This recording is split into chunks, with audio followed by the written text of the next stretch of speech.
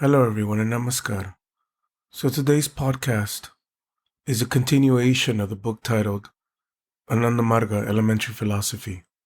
This is the third chapter titled What is This World?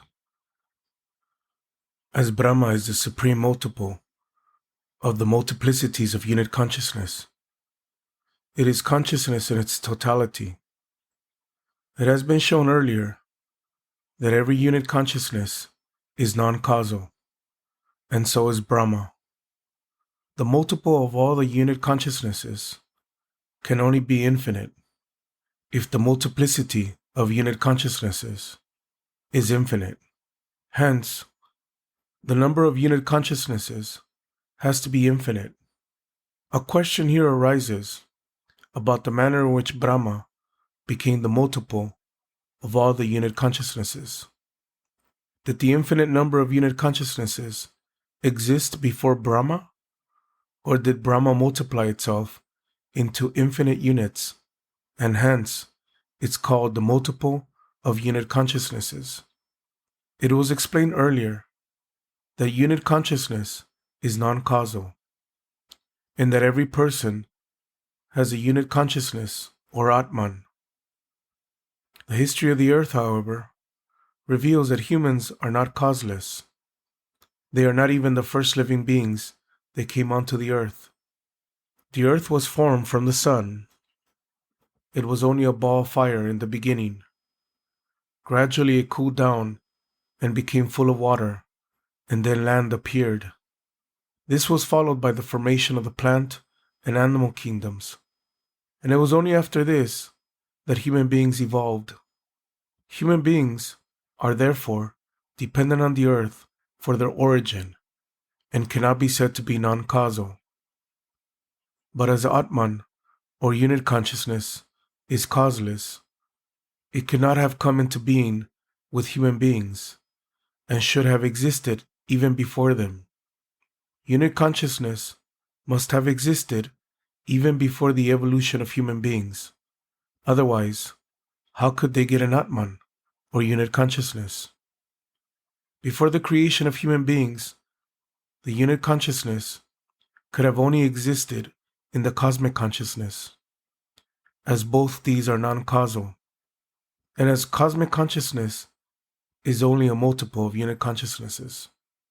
It was only with the creation or evolution of humans that unit consciousness was reflected in them. Cosmic consciousness, as a multiple of unit consciousnesses, must be synonymous with them.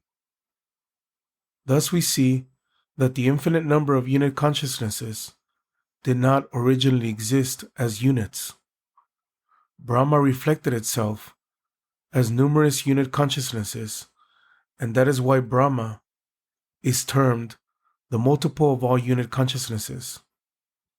This also shows that human beings derive their Atmans, or unit consciousnesses, only from the cosmic consciousness. Human beings are not without beginning because their origin depends on the earth. If they have originated from the earth, they must have also obtained their unit consciousness from the solid factor. They could not have got it from any other entity, and so there must also be consciousness in the solid factor. For instance, butter can be obtained from milk only because it exists in milk. Similarly, unit consciousness exists in the solid factor. Otherwise, the human body obtained from the solid factor could not have unit consciousness. Butter, when it exists in milk, cannot be identified as butter till it is separated with the help of a churning machine. In the same way, unit consciousness is unidentifiable or dormant in the solid factor and can only be perceived when the human mind is created to reflect it. It has thus to be accepted that there is consciousness even in the solid factor. The earth was created from the sun, and the sun is only a ball of fire, the existence of which is dependent on certain gases found primarily in the aerial factor. The sun, therefore depends, for its existence, on the areal factor, and has originated from it. Similarly, the areal factor, Vayu, is dependent on the ethereal factor, because if there were no ether, there would be no space for the air to exist. The origin of air can be traced to ethereal factor. We can trace back the ethereal factor to be the source of the air, sun, earth, and then human beings. A human being has unit consciousness, and so the ethereal factor must also have it. If it did not have consciousness, how could a human being who has been created from it have unit consciousness? The ethereal factor is crude. It has no shape, nor can its size be measured. It contains nothing and is void. Yet it is called crude because sound can travel through it. The fact that sound waves can be formed in it shows that there must be something which makes sound waves possible and which gives ether a crude character. Although ether is called crude, it has no crude substance in it. It is nothingness, void, or just space. But logically, it has to be admitted that it contains consciousness. Otherwise, human beings who have been formed from the ether will not be able to get unit consciousness. Hence, the only entity which can be in the ether is consciousness. For instance, we find water in ice because it is made of water and contains nothing except water.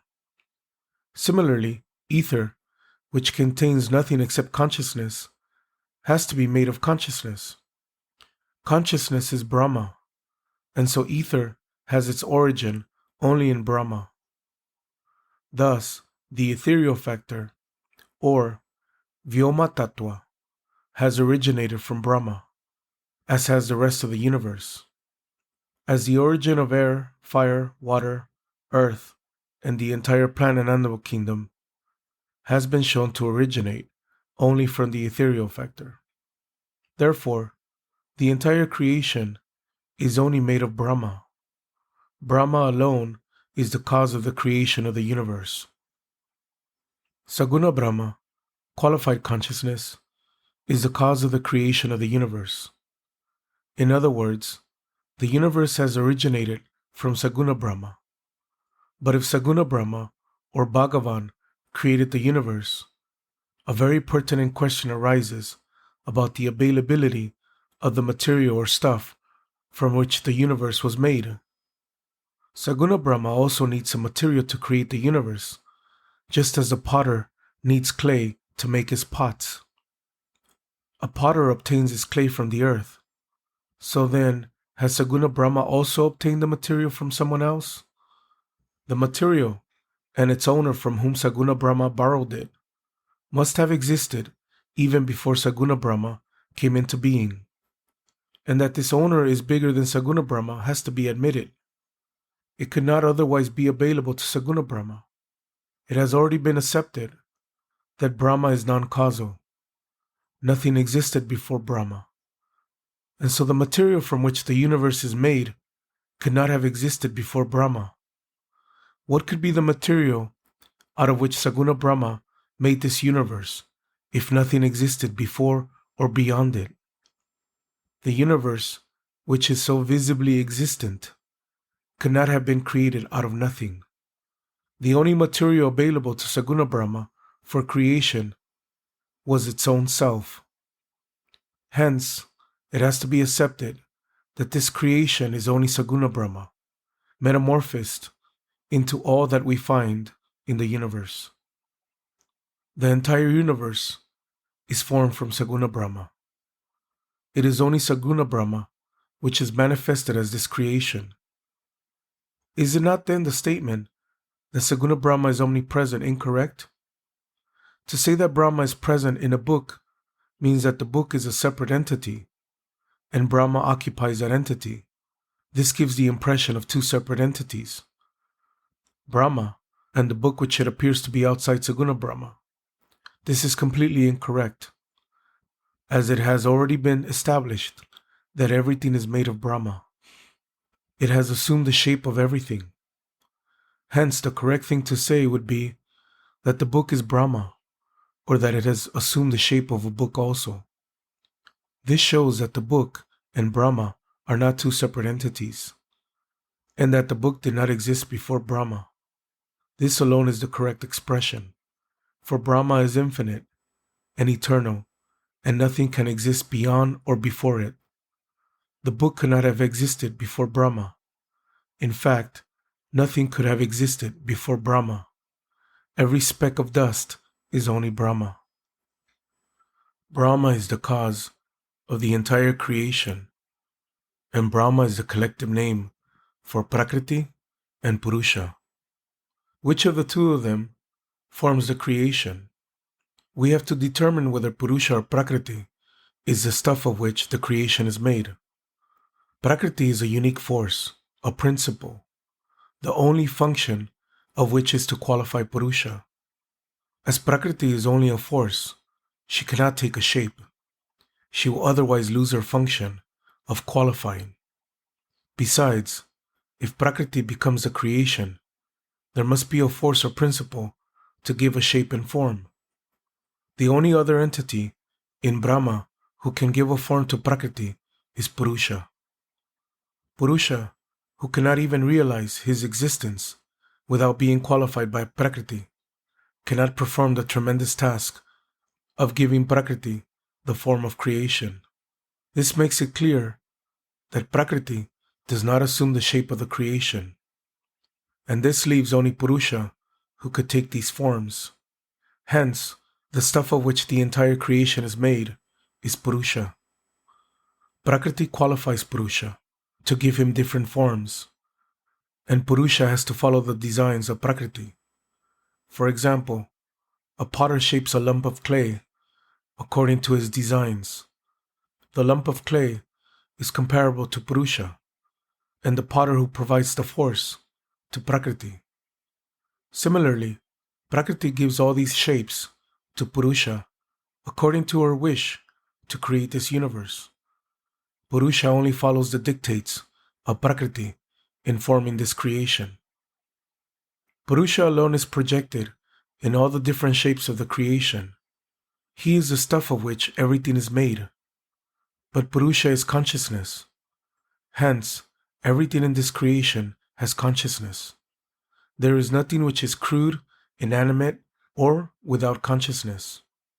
The solid brick, the dead wood, or even the earth, which is ordinarily regarded as crude and lifeless, are not wholly so. They are forms of the conscious entity, Purusha. They cannot be crude and without consciousness. Yet all this appear to be crude, lifeless, and without any trace of consciousness.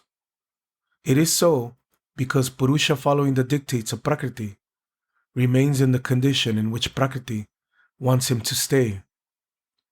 A brick is a form of Purusha, qualified by Prakriti, and Purusha stays in that condition according to the desire of Prakriti.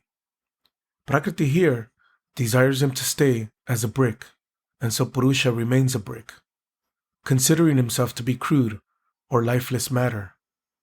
The brick is not able to expand its consciousness and remains in a lifeless state due to being qualified by the guna of Prakriti. The influence of Prakriti makes it look like inanimate, crude matter, although it possesses consciousness. Hence, there is nothing in this world which is crude. Everything is a metamorphosed form of consciousness, or Purusha. It has already been reasoned out that Purusha is a subtle entity, which, when qualified, looks crude. In that state, as his consciousness cannot be expanded, he appears to possess lesser consciousness. Purusha gradually appears more and more crude, and finally, he takes the crudest form, or Shiti Tattva, or earth, where we find him as an inanimate object, with his consciousness completely dormant. Thus, the greater the influence of Prakriti, the more crude he appears, while with lesser influence, he is subtler. The universe has been created out of Purusha. In other words, Purusha, when qualified by the guna of Prakriti, has created the universe out of his own self. Purusha, we know, is a subtle entity, which can be appreciated only as an idea. Yet the moon, the sun, the stars, and the planets, the atmosphere, and the earth, made of subtle Purusha, are all found in this creation. We have to admit that this creation has been formed by a subtle entity gradually becoming crude. We have already established, by logical reasoning, that Purusha is subtle. So if the crude universe has been created out of this subtle entity, its seed must have existed in this subtle entity, and on being qualified by Prakriti, germinated into this expansive universe. In the same way we get butter from milk, only because it existed in milk in another form. If the seed of the crude universe existed in him, Purusha could not be called subtle or understandable only as an idea. Subtle is something which can be understood or appreciated as an idea only, and contains no crudeness. The ethereal factor, in which no perceivable crude substance can be found, is called crude because sound can travel through it. The ethereal factor has no dimensions and no perceptible existence. Yet, merely because of the presence of the quality of permitting sound waves to travel through it, it is called crude.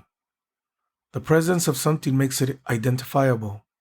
It cannot be said to be subtle or understandable only as an idea. Purusha cannot be said to be subtle if the seed of the universe exists in him. He has to be crude, but it has already been established that Purusha is subtle, and so the seed of the crude universe cannot exist in him. Here again, a contradictory situation arises. It was said earlier that the universe has been created out of Purusha. But if the seed did not exist in Purusha, how could the universe have been created? This sounds illogical and unreasonable. And the only logical thing to say is that the universe was never created, as Purusha is subtle by nature, and the crude universe could not have been created out of him. It was, however, said earlier that the universe was created out of him, and as it has been logically proved to be true, the only other rational statement will be to say that the crude universe was never a created reality. Yet the existence of this visible universe cannot be ignored.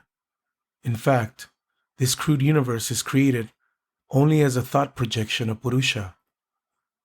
When influenced by Prakriti, a wave arises in the mind of Purusha, and as a result the entire creation becomes an imaginary entity filled with different forms. The universe comes into being only as an imaginary entity in the mind of Purusha, and no crude stuff is required for its creation. Imaginary objects are not crude realities, for the creation of which crude stuff may be necessary. Hence, Purusha, who is subtle, can easily create the universe out of his own self. Accepting the creation to be only a thought wave gives rise to the following doubts. Number 1. How do we experience this world as real if it is not a crude reality and exists only as a thought projection of Purusha? Number 2. The creation should come to an end the moment the thought wave of Purusha ceases to exist. Thought waves or imaginary entities are only momentary, and their cessation should bring about complete annihilation. When imagination brings a shape into being in a person's mind, it does not appear to be imagination only. It is mind that imagines, and as long as a person is under the spell of imagination, every imagined object appears to be real. It is after the spell is broken that he or she realizes it to be his or her imagination only. Let us now analyze imagination and see how an imagined object appears real in the imagination. In an earlier chapter, it was explained that the part of the mind which performs all actions is aham tattva, ego, and the part of the mind which shows or becomes the result of an action is called chitta. For instance, when Ahang Tattva sees a book, the chitta grasps the tanmatra of a book and has to take the shape of a book itself. Similarly, when a person imagines a form, the Ahang Tattva starts functioning and chitta has to take that form to enable the Ahang Tattva to see it. For example, Rama sitting in Bhagalpur and thinking of Chauringi in Calcutta makes his Ahang Tattva think of Chauringi, and his chitta has to take the form of Chauringi. At that very moment, his Ahang Tattva starts seeing Chauringi in his imagination.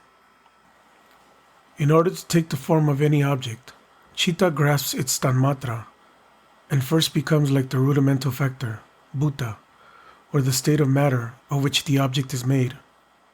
For instance, on seeing a book, the chitta grasps the rupa, figure-forming tanmatra, and before being able to take that form of the book properly, it has to become like the substance, or the state of matter of which the book is made.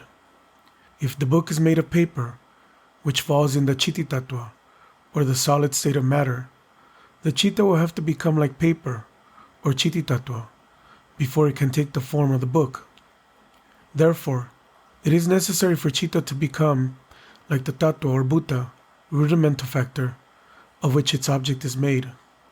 Then alone will it be able to take a complete and proper shape. Why the shapes formed in the imagination appear factual can easily be understood after knowing how an imaginary shape is formed in the mind. The external application of chitta is with the help of the 10 indriyas. To be more clear, chitta performs all its actions of taking different forms with the help of the indriyas or physical organs. It is through the indriya of eyes that chitta grasps the rupa tanmatra of a book and takes the shape of a book. It was also explained earlier that Ahang Tattva pushes or drives chitta to come in contact with a particular tanmatra. For instance, in order to listen to a sound, Ahang Tattva sends chitta to the receptive organ of the ears, to see a book to the eyes, and to smell perfume to the nose.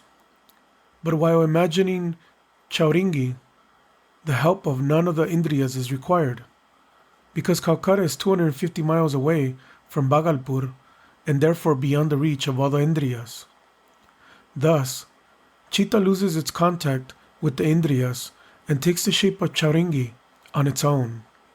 When chitta loses contact with the indriyas, they become non-functional, and a person loses his sense of relationship and distinction of place, time, and person. Rama would know of his existence in Bhagalpur with the help of his eyes only.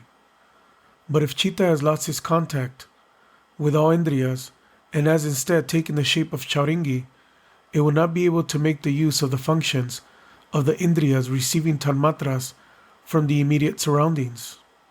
This makes Rama see Chauringi in his imagination, although he may be in Bhagalpur at the moment. Because the indriyas lose their functions, chitta is not able to receive the impression of Bhagalpur, and Ahang Tattva cannot see any part of Bhagalpur. It sees only Chauringi and feels itself to be in Chauringi. Chitta only takes the shape of Chauringi at the instance of Ahang Tattva. It does not imagine. The imagination has to be done by Ahang Tattva, and chitta has to become like that substance and take that shape. As soon as the imagination of Ahang Tattva ceases, chitta also loses its shape, and at the same moment, the indriyas start functioning. Then alone does Rama realize that the Chauringi that he had been seeing existed only in imagination. It is due to this process that the imagined object appears factual as long as the spell of imagination lasts. The moment that spell is broken, it appears to be imaginary and not real. Chitta has the capacity of taking the form of an object without the help of the tanmatras, only at the instance of Ahang Tattva. The shape that chitta thus takes is imaginary and not real. Imagination itself is not real. The shape formed in it cannot be real. Imagination may not be real, yet Chita has actually got to take a shape, and so, even if the shape is imaginary or unreal, the fact that Chita becomes like it is a reality. Imagination, kalpana, has been analyzed, and why it appears factual has also been seen. It now remains to be seen whether this universe has been created as a result of the imagination of Saguna Brahma or not. It was said earlier that on being influenced by Prakriti, Saguna Brahma projected itself as this universe. This presupposes the existence of mind, as no action can be performed without mind. The multiple of all unit consciousnesses is Purusha in the stage of Saguna Brahma. It has been seen that every unit consciousness gets mind because of the influence of Prakriti. As Purusha in Saguna Brahma is a multiple of all unit consciousnesses, he also gets mind when influenced by Prakriti. His mind becomes the collection of the infinite unit minds.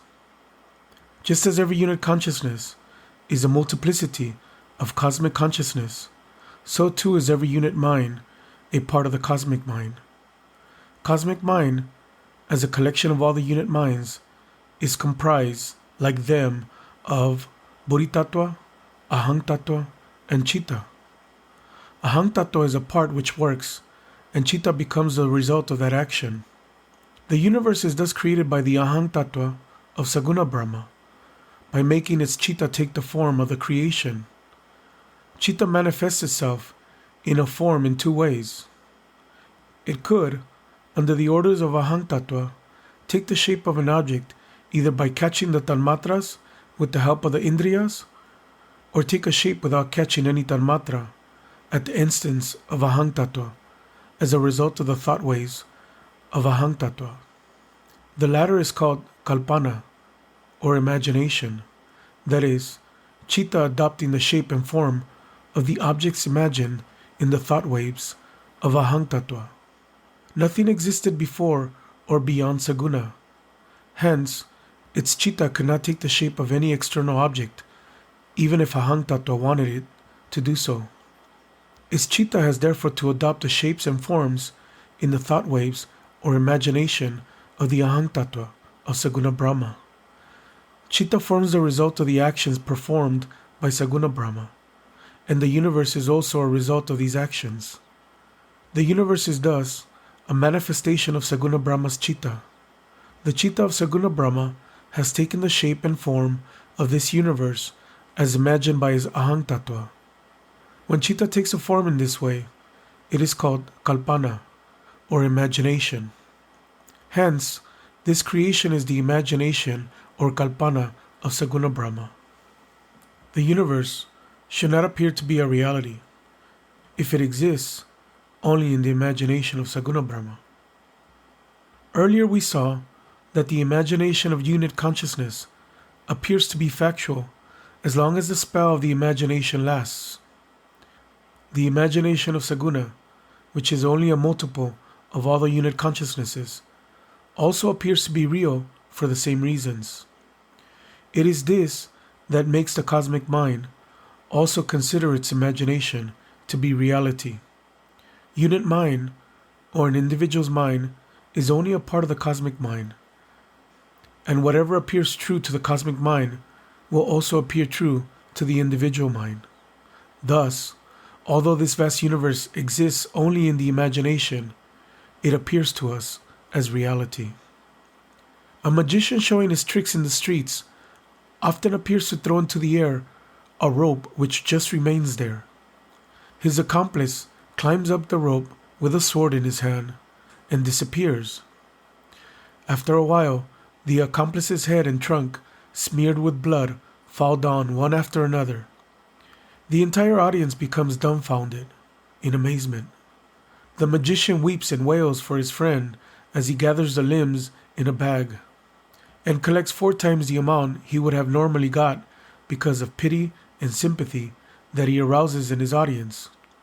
Soon after, his accomplice is seen emerging from the audience. How does the magician do this? The entire scene is enacted in the presence of a number of persons, and it is difficult to consider it false. Yet, it is such a strange show that one's mind is not prepared to accept it as true. One is inclined to wonder whether the magician has really brought back to life his friend, whose head and limbs had been severed from the trunk. The doubt that one's eyes might have deceived one is brushed aside by the fact that so many other present have seen the same thing. Everyone could not make the same mistake. We must see what makes such an absurd thing appear true. A rope cannot stand in the air, nor can anyone climb that rope. Even less believable is the idea of anyone being brought back to life after their limbs have been severed from the trunk. How then does one see it so clearly? Everyone sees the show with the help of his indriyas, the eyes.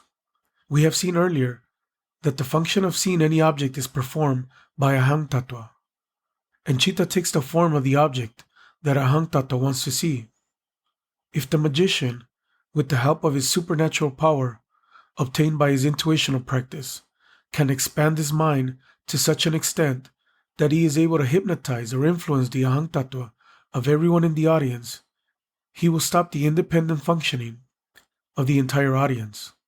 The expanded mind of the magician then becomes the collective mind of all the individuals. As their minds do not function independently, it is the magician's mind that works in place of the non-functional minds of the audience. If the magician thinks of the above show, his chitta will take those shapes, and his ahang tattva will see the same show in his imagination. As long as the spell of his imagination lasts, it appears to be real. The ahang tattva of the magician works in place of the ahang tattva of the onlookers, and hence, whatever the magician sees as real or true appears true to them also. Since the thought waves of the magician appear as objective reality, this show which exists in his imagination appears to be a physical occurrence. If the capacity of the magician's mind to project is limited to a radius of 100 yards, persons in this area only will come within the scope and influence of the magician's expanded mind and will see the same show. Anyone outside this circle will be beyond the limit to which the magician can expand his mind. They will not see the scene like those within this area. They will only see the magician standing quietly with his eyes closed. There will be no trace of the wonderful magic. In fact, the only truth or reality in the entire show is that the magician stands still with his eyes closed, imagining the show which his audience sees as a concrete picture and imagines to be real. Similarly, those who have fallen from the path of yoga go about showing off their supernatural powers. They create coins, currency notes, or sweets out of dust. In reality, no coins or sweets exist. What exists is only the display of the expanded mind of the straying disciple. The show of the magician is a glaring example to bear testimony to the fact that this material world, though only an imagination or a thought wave of Saguna Brahma, appears to us as a great reality. Just as we regard the imaginary show of the magician as real, we also regard the imagination of Brahma as real. Those who are beyond the scope of the influence of the magician's mind do not see the show. They see the truth behind it, that is, only the magician with closed eyes. Similarly, those who with the help of sadhana or intuitional practice get beyond the scope of the cosmic mind see this crude universe in its true form, like the truth in the magician's show. They are able to realize the reality of the universe. As the crude universe is only imagination or a thought wave in the cosmic mind, it cannot be satya or absolute truth. And only those who go beyond the cosmic mind can realize the truth, like the truth in the magician's show. This salvation or realization through sadhana, intuitional practice, means knowing the ultimate or absolute truth. And those who have known this absolute are called Satya Drashta Rishi. They say Brahma alone is Satya, ultimate reality, and the universe is false. Let us see how far this assertion is true. This universe is formed in the imagination of Saguna Brahma. If this universe exists only in imagination, it cannot be a reality. Had Kalpana, or imagination, been a reality, it would be called Satya, ultimate reality, and not imagination. Hence, as the universe is formed in the imagination of Saguna Brahma, it can never be Satya, ultimate reality. Ahang Tattva of Saguna Brahma imagines the universe, and its chitta takes the form to create this imaginary universe as a thought projection of Brahma. The imaginary form may not be real, yet it is a form. Similarly, the imaginary form of the universe that chitta takes may not be real, yet it is a fact that chitta takes a form. But the form that it takes is only imaginary, and thus not a reality. The chitta of Brahma has manifested itself in the form of this universe, and even though the form in which it has manifested itself is imaginary, it is a fact that it has manifested itself in the form of the universe. This is a reality, or Satya. The universe has a form, so it cannot be said to be unreal, but at the same time, as the form is in the imagination of Brahma, it cannot be Satya. Hence, the universe has to be considered as neither true nor false.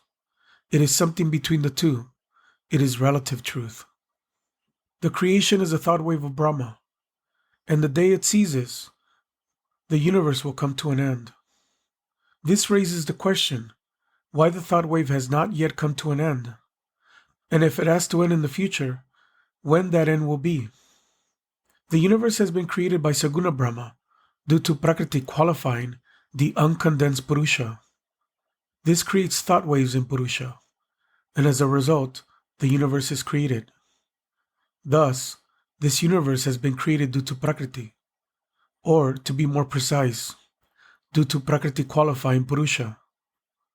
If Purusha can be freed from the qualifying influence of Prakriti, the universe will come to an end. As Purusha will not have to continue his imagination or thought waves under her influence. Purusha in the qualified state of Saguna Brahma has multiplied himself into the infinite number of unit consciousnesses. It is due to this that Brahma is the supreme multiple of all the unit consciousnesses. In order to free itself from the qualifying influence of its principle, Prakriti, Saguna Brahma will have to liberate the infinite number of unit consciousnesses from her influence. Then alone can the creation come to an end. Saguna Brahma contains the totality of all the many unit consciousnesses. And even if 10 million unit consciousnesses were liberated from the influence of Prakriti, there will still be an infinite number left to be liberated. For whatever is taken away from the infinite, the remainder is still infinite. An infinite number means a number which cannot be counted or which never ends. So if 1,000,000 or even 100,000,000 are taken away from an infinite number, the remainder will still be infinite. The number will not be countless or infinite if taking away any finite number, however large, makes it smaller, as that will bring its end within sight or conception. Hence, however large the number of unit consciousnesses may be that are freed from the influence of Prakriti, there will still be an infinite number under her influence in Saguna Brahma. Saguna Brahma will still be a multiple of an infinite number of unit consciousnesses. And as long as Saguna Brahma is there, the creation will continue to exist. As the number of unit consciousness is infinite, the creation can never cease. The thought waves in Purusha, in its Saguna Brahma stage, are created due to the influence of its qualifying principle, Prakriti. And as long as even one individual unit consciousness exists under the influence of Prakriti, the thought wave or imagination will have to continue. And in it is the creation. Creation is the thought projection of Saguna Brahma. How this creation has been formed in the imagination of Saguna Brahma needs explanation. Rama, although in Bhagalpur, can create Chauringi in his imagination. His chitta takes the form of Chauringi when his Aham Tattva thinks of it. Rama's Chitta is a part of his mind, and Rama creates Chauringi in his mind. Similarly, Saguna Brahma has created the universe in its imagination. Its Chitta has become the universe as a result of the thinking of its Aham Tattva. As Chitta is a part of the mind of Saguna Brahma, the universe has been created in the mind of Saguna Brahma. It has already been seen that in order to take that form of Chauringi, Rama's Chitta, a subtle entity, becomes like Chauringi, a crude object. In order to take the form of a crude object, Chitta has to change from subtle to crude. This change cannot happen suddenly. Chitta has to gradually become crude, and then alone can it take the form of Chauringi, a crude object, properly. If milk has to be made into chira, a thick milk product obtained by boiling away the watery portion, it cannot be done quickly. The milk has to be boiled until it gradually becomes thicker. Only then does it adopt the thick form of chira. In the same way, Saguna Brahma's subtle chitta gradually crudifies and finally takes the crude form of Chiti Tattva, solid. Hence, creation, which is a transformation of chitta as a result of the crudification of chitta, must have gradually become crude from its subtle state. Saguna Brahma created the universe in its chitta by gradually crudifying its subtle self. How did creation become crude from subtle? Prakriti qualifies Purusha in Saguna Brahma, and that results in the creation of the universe. As in the case of unit consciousness, Sattva Guna, or sentient Prakriti, qualifies Purusha first, and Buddhi Tattva comes into being. This gives Purusha the feeling of I. Then Rajaguna, or mutative Prakriti, qualifies it further, and the Aham Tattva of Saguna Brahma is formed. Lastly, static Prakriti, or Tamaguna, qualifies the Aham Tattva of Saguna Brahma, and Chitta is formed. The mind is composed of Buddhi Tattva, Aham Tattva, and Chitta, and all three are subtle by nature. The subtle or abstract world, or the mind of Saguna Brahma, is thus formed due to the qualifying influence of Prakriti. Buddhi Tattva, Aham Tattva, and Chitta are the gradual transformation of Purusha or consciousness. Buddhi Tattva, Aham Tattva, and Chitta are all subtle, but Buddhi Tattva is the subtlest of the three. The next in order of subtlety is Aham Tattva, and the last is Chitta, its objective counterpart. There is one idea in Buddhi Tattva, and that is the feeling of I. In Aham Tattva, we find another idea, in addition to the feeling of I, and that is the idea of I do, ego. Anything which contains a large number of factors is cruder than the one with less, and so Aham Tattva is cruder than Buddhi Tattva. Chitta creates the result of the action of Aham Tattva, and thereby acquires objectivity, either subtle or crude. It is cruder than Aham Tattva. It has been seen above that Buddhi Tattva is the first to come into being. It is followed by Aham Tattva. Chitta is formed last. Thus, the movement and the flow of creation is from subtle to crude. It was explained earlier that the universe is the thought projection of the cosmic mind. The influence of Rajaguna, mutative principle, creates a thought wave in the Aham Tattva of Saguna Brahma, and its objective counterpart, the Chitta. Chitta assumes the form of the crude universe. Chitta is subtle in nature, but it has to become crude like the creation. In order to become crude, Chitta has to gradually take on the form of the five tattvas, or rudimental factors, that is, Vyoma Tattva, or Akasha, ethereal, Maru Tattva, or Vayu, aerial, Tehas Tattva, or Agni, luminous, Jala Tattva, liquid, and Chiti Tattva, solid. All these five are crude, and the universe has been created out of these five fundamental factors. Tanmatra, we have already seen, is a subtle form in which the Indriyas receive an object. There are also five Tanmatras, that is, Shabda, sound, Sparsha, touch, Rupa, image, Rasa, taste, and Gandha, smell. In the subtle sphere, we find that Buddhi Tattva is more subtle than Aham Tattva, because the former is only the factor of I exist, as compared to Aham Tattva, which has two factors, I exist and I do. Similarly, in the crude sphere, something which contains more tanmatras is cruder than that which contains fewer tanmatras. The complete absence of tanmatras makes a thing absolutely fine or subtle. This also shows that tanmatras cannot help in the appreciation of things of the subtle sphere, where they are absent altogether. To appreciate those things, one needs bhavana, the introversial flow of the objective mind. While to know things of the crude sphere, tanmatras are absolutely necessary. It is only with the help of tanmatras that things of the crude sphere can be perceived. Chitta assumes the form of the creation, which is crude, and as tanmatras are necessary to know things of the crude sphere, Chitta has to have tanmatras. It has also to form tanmatras, as there is no other source from which it can get them.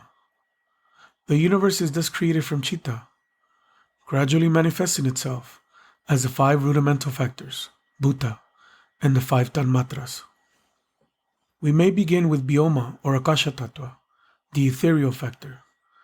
The void or nothingness, which exists beyond the supposed atmosphere of the planets, etc., is Vyoma or Akasha Tattva. This void indicates nothingness, yet we call it crude because it contains Shabda, sound, tanmatra. The scientists call it ether. This void or ether has no form or shape. It has no weight. It contains nothing, and that is why it's called void or nothingness. But sound can travel through it. Sound waves could not be formed in the absence of a medium for their transmission. It is because of this that we call the void crude. The presence of Shabda Tanmatra makes it crude. But this is the subtlest realm of the crude sphere, and it has only one factor, the sound Tanmatra. Hence the first thing to be formed in this creation were the Shabda Tanmatra and Akasha Tattva, the ethereal factor. After taking the form of Akasha Tattva, Chitta manifested itself as Vayu. Vayu, air, is cruder than Akasha, ether. As in this, we find the presence of 2 tanmatras. Air or Vayu has a tanmatra of Shabda, sound, as well as that of Sparsha, touch. We would not be able to hear each other talk if air did not contain the Shabda sound tanmatra. Ordinarily, sound waves are carried from place to place by the air. Thus the presence of Shabda sound tanmatra is essential. We only feel the presence of air by touch, and so Sparsha, touch, tanmatra, is also present. Thus we find 2 tanmatras in Vayu, aerial factor, while in Akasha, or the ethereal factor, there is only 1 tanmatra. Vayu, the aerial factor, is therefore cruder than Akasha, and has come into being after the ethereal factor. Chitta manifested itself as Tehas Tattva, luminous factor, after Vayu Tattva, aerial factor. Fire can be seen, and so it can be said to have a shape or form. It contains Rupa Tanmatra, the vibration due to ideation producing an image or form. Otherwise, we would not be able to see it. Fire can also be felt on touch. It has, therefore, both Sparsha and Shabda Tanmatras. There are 3 Tanmatras, Rupa, Sparsha, and Shabda, in the luminous factor. As it has 3 Tanmatras, it is cruder than Vayu, and was created after Vayu, the aerial factor. Jala, liquid, was created after the luminous factor. Chitta assumed a cruder form. Water is a liquid, and has taste, and hence contains the rasa, taste tanmatra. Besides this, it has Shabda, Sparsha, and Rupa tanmatras also. It is thus cruder than fire. That water has Shabda tanmatra can be observed by performing a simple experiment.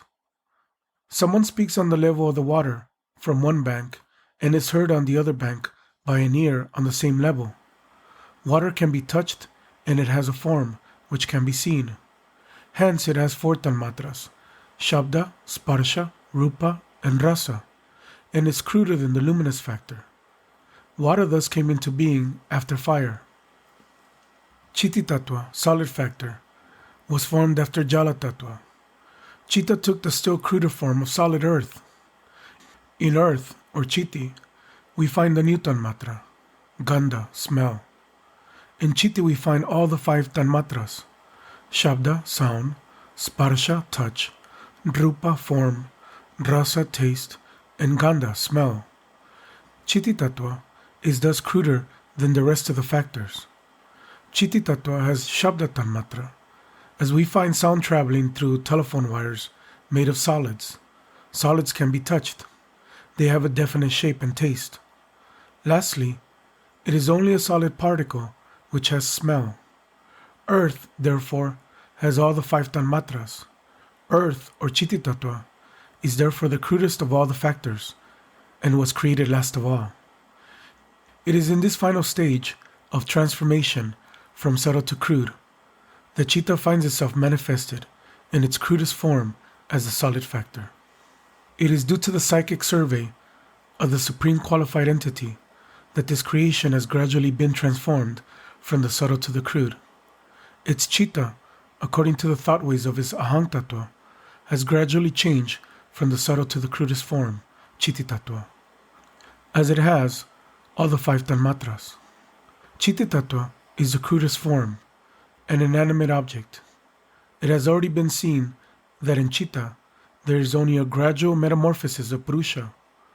When Purusha was qualified by Prakriti, it assumed the form of Chitta, and it is this Chitta that has become inanimate as the crudest Chiti Tattva. This consciousness, upon being qualified by Prakriti, has manifested itself as an inanimate object, and has surely reached the ultimate end in that direction. In this changed condition, consciousness has become absolutely as crude as an inanimate object. There can be nothing cruder than this. It is under the extreme or greatest influence of Prakriti that cosmic consciousness has reached the stage of an inanimate object as the crudest form of matter. In qualifying Purusha or cosmic consciousness, to drive it to the extreme crudeness, the capacity of the qualifying principle guna is used up completely, and Prakriti is unable to qualify Purusha further in that direction. Thus, in Chiti Tattva, both Prakriti and Purusha have become inanimate. Purusha cannot become cruder, and Prakriti cannot qualify him any further to make him still cruder. When Purusha and Prakriti have both reached their limits of manifestation, the question arises if this is the end of creation. Another question also arises about the presence of animate objects like plants and animals, if Chitta Tattva is the final stage of creation. These do not appear anywhere in the formation of creation from subtle into crude. How and when these were formed is a very pertinent question. The greater influence of Prakriti makes Purusha consciousness cruder. Where her influence is less, he is subtler. It is because of this that the extreme influence of Prakriti makes consciousness absolutely inanimate in the solid factor. The solid factor, Chiti Tattva, appears inanimate at the very sight of it. The influence of Prakriti has hence reached its climax. Plants and animals cannot be said to be inanimate. Consciousness is reflected in them. They originate from these rudimental factors. That is, the Chitta of Saguna Brahma, the supreme qualified entity, which manifested itself as Chiti Tattva, now takes the form of plants and animals. It is because of this that creation is said to be formed out of the body of Brahma. Chiti Tattva is inanimate, but the plants and animals, which have originated from it, have reflected consciousness and are not inanimate. They are surely more subtle than Chiti Tattva.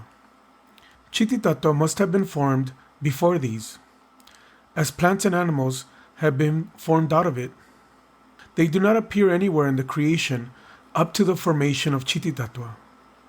The fact that plants and animals are more subtle than Chiti-tattva suggests that after creation reaches its crudest form in Chiti-tattva, it then advances towards subtle forms.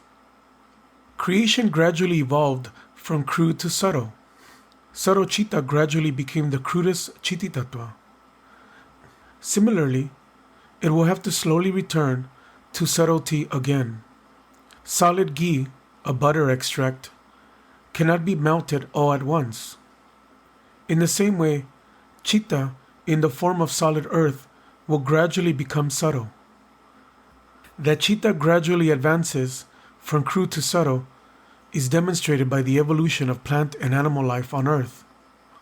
The first plant life on this earth appeared as the class of plants called Kai, a form of early algae and mosses. Kai cannot be said to be inanimate because it does show some reflection of consciousness, whatever that reflection may be. After this, plants with leaves and flowers came into being. In them we find clear signs of life, and these definitely have a clearer reflection of consciousness than Kai.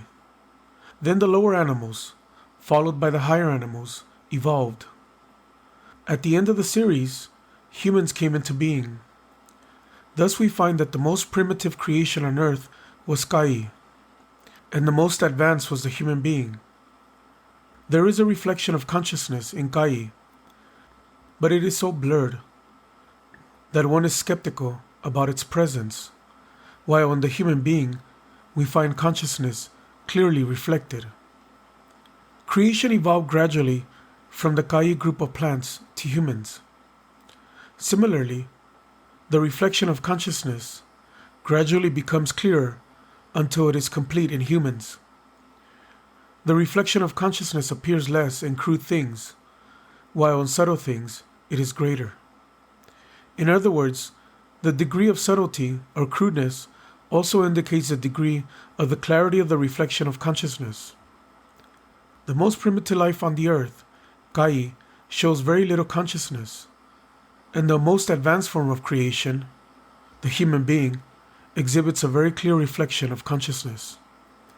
This means that Kai is the crudest form of life on earth, and humans are the subtlest. They are more subtle than Kai. The process of creation in this phase is thus from crude to subtle. It was said earlier that the supreme state of consciousness is subtle. The process of creation in this phase from crude to subtle means that creation is advancing towards non-qualified consciousness. Creation is manifested in crude form out of the subtle consciousness under the qualifying influence of Prakriti, and it is again advancing from crude towards subtle. Under the qualifying pressure of Prakriti, consciousness takes a crude form first, and later again advances from the crude form to non-qualified consciousness, which is subtle. Thus, the entire creation has two phases. The first phase is the process of the transformation of subtle into crude, and the second is that of crude into subtle. Creation, we have seen, is the thought projection of the qualified supreme entity, Saguna Brahma. Purusha, in the Saguna Brahma stage, takes all these forms under the influence of Prakriti, as the thought waves of Saguna Brahma, and becomes crudest in the form of Chiti-tattva. In the next phase, when creation moves from crude to subtle, it is in fact the thought waves of Saguna Brahma which move towards subtlety. Humans are created last of all, and in them we find fully reflected consciousness.